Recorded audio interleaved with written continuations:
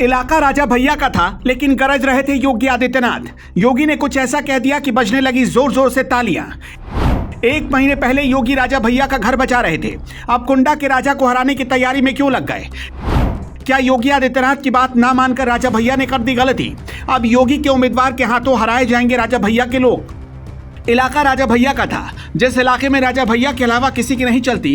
कहते हैं इधर राजा भैया जिसको सपोर्ट कर देते हैं, जीत उसी की होती है। उसी इलाके में जब योगी आदित्यनाथ पहुंचे तो पांव रखने तक की जगह नहीं थी। जो भीड़ अब तक राजा भैया को सुनकर वोट करती थी, वो योगी आदित्यनाथ की रैली में पहुंची थी। अगर आपको याद हो, 2022 में उत्तर प्रदेश विधानसभा चुनाव के दौरान अखिलेश यादव कुंडा में रैली करने गए और उन्होंने वोटर्स की तरफ देखकर कहा था कि कुंडा में इस बार कुंडी लगा देंगे। इसके बाद राजा भैया और अखिलेश यादव में ठन गई थी। निकाय चुनाव में ऐसा ही माहौल फिर से बन चुका था।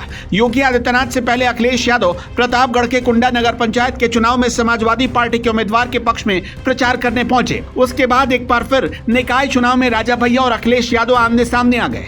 राजा भैया की पार्टी ने उषा त्रिपाठी को मैदान में उतारा है और समाजवादी पार्टी की ओर से गुलशन यादव की पत्नी सीमा यादव कैंडिडेट है। इस लड़ाई को त्रिकोणीय बनाने की जद्दोजहद में बीजेपी की डॉक्टर सुमन साहू गलियों की खाक छान रही हैं। कुंडा यानी राजा भैया के इलाके में नगर पंचायत अध्यक्ष के पद पर गुलशन यादव का कब्जा है।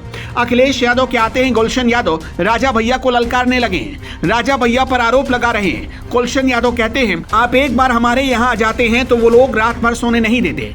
एक जाते एक आते हैं, दबाव बनाते हैं कि 4 तारीख के बाद देख लेंगे। जो एक नया दल है उसके लोग ऐसा करते हैं। इसका साफ मतलब है राजा भैया और गुलशन यादव में फिर से 2022 की तरह कांटे की टक्कर होने जा रही है और इसी में अब योगी आदित्यनाथ की भी एंट्री हो चुकी है। हाल ही में प्रतापगढ़ जिले में पहुंचकर योगी आदित्यनाथ ने ऐसा भाषण दिया कि लोग झूम उठे। आपको बता दें कि प्रतापगढ़ बाहुबली राजनेता रघुराज प्रताप सिंह और राजा भैया का गढ़ है और यहाँ उनके किए गए काम और उनके बाहुबल की कहानियां अक्सर देश के कई हिस्सों में सुनाई जाती हैं। सीएम योगी आदित्यनाथ ने जनसभा को संबोधित करते हुए कहा कि प्रदेश को अपराध, माफिया और भय से मुक्त बना दिया है।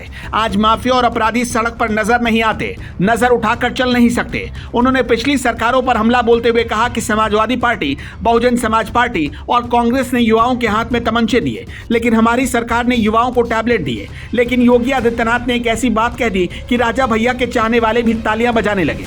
योगी ने कहा, ना 100 पढ़ा ना एक प्रतापगढ़ा, जिसका मतलब हुआ यानी 100 पढ़े लिखे लोगों पर प्रतापगढ़ का एक आदमी भारी पड़ जाएगा। वैसे कुछ ही दिनों पहले योगी आदित्यनाथ ने राजा भैया और उनकी पत्नी भानवी कुमारी के बीच सुलह करवाने की कोशिश की, लेकिन राजा भैया और उनकी पत्नी दोनों में किसी ने योगी आदित्यनाथ की बात नहीं मानी और अब राजा भैया करीब करीब तलाक लेने वाले हैं।